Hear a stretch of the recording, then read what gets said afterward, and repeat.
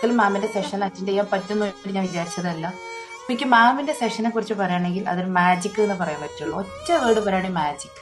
ആ മാജിക് ചിലപ്പോൾ നമുക്ക് വരുന്നത് മെഡിറ്റേഷൻ രൂപത്തിലാവാം, ചിലപ്പോൾ ഒരു തെറാപ്പി ആവാം, ചിലപ്പോൾ ഒരു റിയൽ ലൈഫ് ഇൻസിഡൻസ് ആവാം, ചിലപ്പോൾ ഒരു സെന്റൻസ് ആവാം.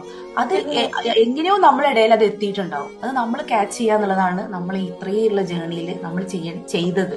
പലർക്കും പല രീതിയിലായിരിക്കും അല്ലെ ആ മാജിക് വന്നത്. അതിനാണ് ഞാൻ വിശ്വസിക്കുന്നത്.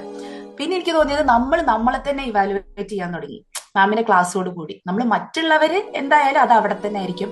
നമ്മളിലേക്ക് ചിന്തിക്കാനും പ്രവർത്തിക്കാനും മാറ്റങ്ങൾ വരുത്താനുമുള്ള ആ സമയത്തൊക്കെ എന്താ പറയാ, ആ മാജിക് വന്നിട്ട് എന്തെല്ലാം ബ്ലെസ്സിങ് തന്നിട്ടാണ് പോകുമ്പോഴുള്ള ആ ഒരു സന്തോഷം ഉണ്ടല്ലോ. ഹാപ്പി ആയിരുന്നു, ഒരുപാട് ഹാപ്പി ആയിരുന്നു ഞങ്ങൾ എല്ലാവരും.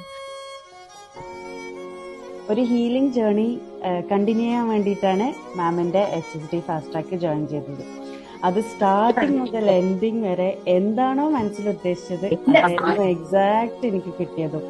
മാമിന്റെ സെഷനിൽ പ്രത്യേകം ഞാനത് ശ്രദ്ധിച്ചൊരു കാര്യം, മാം എത്ര കൈൻഡ് ആയിട്ടാണ് എല്ലാവരും എക്നോളജ് ചെയ്യണം. ഒരാളിനെയും കൂടി ഒരു സംസാരം കൊണ്ടോ ഒരു വാക്കും കൊണ്ടോ വിഷമിപ്പിക്കുകയോ ഒന്നും പറഞ്ഞിട്ടില്ല. എല്ലാവരുടെയും ഫീലിങ്സ് വർ വെൽക്കം ആൻഡ് എല്ലാവരുടെയും ഫീലിങ്സ് വർ ആക്സെപ്റ്റഡ്, അക്നോളജ്. ഇതൊരു ശരിക്കും ഒരു ടോർച്ച് ബെയറർ ആണ്, literally giving us the light to continue our life. Thank you so much. ഞാൻ ആക്ച്വലി എന്റെ ലൈഫിൽ ഏറ്റവും വേഴ്സ്റ്റ് ആയിട്ടുള്ളൊരു സമയത്ത് നിൽക്കുമ്പോഴാണ് ഞാൻ വരുന്നത്.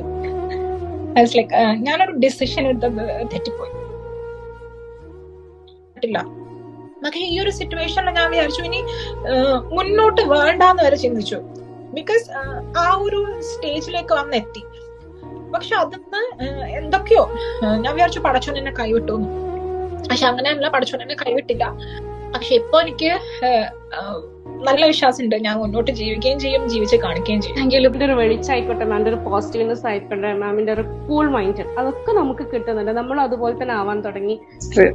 എന്താ പറയാ, എല്ലാ ഏജിനും പറ്റിയതാണെന്നുള്ള ഞാന് പറഞ്ഞിട്ടുണ്ടായിരുന്നെങ്കിൽ നമ്മളെ ഏജിന് എന്തിനാ ഇങ്ങനത്തെ ക്ലാസ്സസ്, ഇതിന്റെ ഒന്നും ഒരു ആവശ്യമില്ല. പക്ഷെ ഇതിന് ജോയിൻ ചെയ്തപ്പം ഇനി അടുത്ത സെക്ഷനും ജോയിൻ ചെയ്യണം തന്നെ ഉള്ളത്. ഞാൻ ജോയിൻ ചെയ്യില്ല എന്ന് എല്ലാവരും പറഞ്ഞിട്ടുണ്ടായിരുന്നു, എനിക്ക് ആവശ്യമില്ല.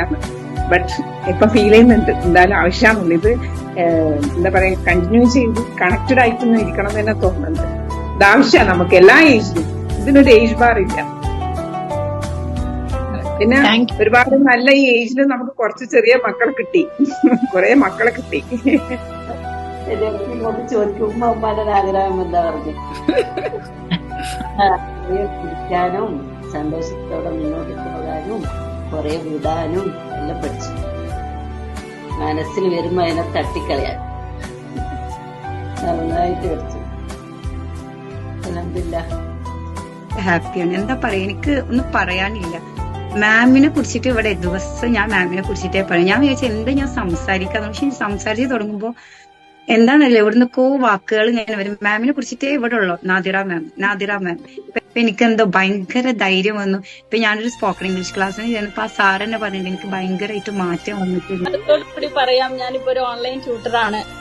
ആഫ്റ്റർ മാമിന്റെ മോട്ടിവേഷണൽ ഇതുകൊണ്ട് വേണ്ടി മാത്രമാണ്. മെയിൻ ആയിട്ട് എനിക്ക് ഈ ഗ്രൂപ്പിൽ നിന്ന് മാമിന്റെ അടുത്ത് നിന്ന് എനിക്ക് ഒരു ഹാപ്പിനെസ് തോന്നിയത്.